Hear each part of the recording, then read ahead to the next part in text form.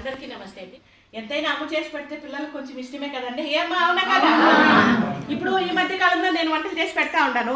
మీకేమనిపిస్తుంది? అంటే అంతకు తినలేదా? అమ్మ చేతి వంట మీరు బాగుంది, మేము తృప్తిగా తింటామంటే నేను చేస్తాను. నాకు కష్టమేం లేదు. ఇష్టంగా చేస్తే ఏ పని కష్టం కాదు. అవునా కదా? అవునా కదమ్మా? ఇష్టంగా చేస్తే ఏ పని కూడా కష్టం కాదు. ఈ రోజు అయితే శనగలు తెరులు చేశాను. అదైతే అక్కడ పెట్టింటే పాత్ర గుమ్మగుమ్మలు ఆడుతా ఉంది. కమ్మలు బాగున్నాయా? నేను బాగున్నా. ఎక్కడ మా మొహం అంతా ట్యాన్ అయిపోయింది. చెప్తాను, మీరు చేసే చట్నీలు సూపర్ గా ఉంది. చాలా చాలా బాగున్నాయి.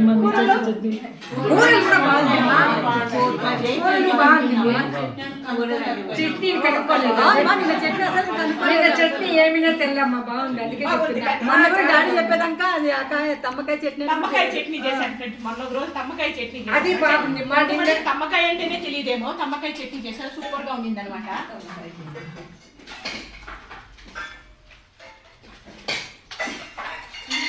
ఈ రకంగా అన్ని క్యారెట్లు పెడుతున్నారు కదా. ఇవైతే ఎవరైతే ఆశ్రమానికి భోజనానికి డైనింగ్ హాల్కి రాలేకుండా ఉంటారో అలాంటి వాళ్ళకి ఈ రకంగా క్యారెట్లో పంపించేస్తాం భోజనము. అలాంటి వాళ్ళు ఇద్దరు ఉన్నారనమాట, వాళ్ళకి పంపిస్తాము. ఇదైతే ఒకరితే, ఇంకొకరికైతే ప్లేట్లో పెట్టించేస్తాం. గింజలు మామూలుగా ఏమంటే అవి కట్టకట అని తినేటట్టుగా చేయాల. మీకోసం కుక్కర్లో కూడా పెట్టాను, కాకపోతే గట్టిగానే ఉంటాయి.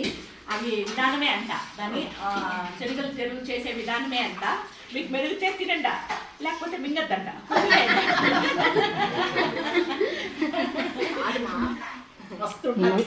బీరకాయ కూర చాలా బాగుంది. దాన్ని బీరకాయ కూర అంటారు నాన్న. ఈరోజు చేయండి శనగలు తెరులు అంటారు. ఈ రకంగా కొత్త కొత్త వంటలు నేను చిన్నప్పుడు మా అమ్మమ్మ దగ్గర నేర్చిన వంటలంతా ఒకటే బయట తీస్తానన్నమాట. ఎవరి కోసము? Very good, very good. కాకపోతే మీరు బాగా ఇబ్బంది పడిపోతున్నారని ఒకవైపు బాధ. ఏం లేదులేమా. ఇంత దీంట్లో కూడా జ్వరం ఉంటే కూడా మీరు అసలు ఈ రోజు వద్దని అమరావతి అన్నం మనం చేసుకుందాంలే అమ్మా.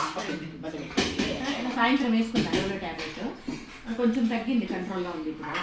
ఇప్పుడు జ్వరమే కదమ్మా, మళ్ళీ ఎక్కువ జ్వరమే కదా. అందుకని ఇంకేం లేదు. జ్వరం అంటే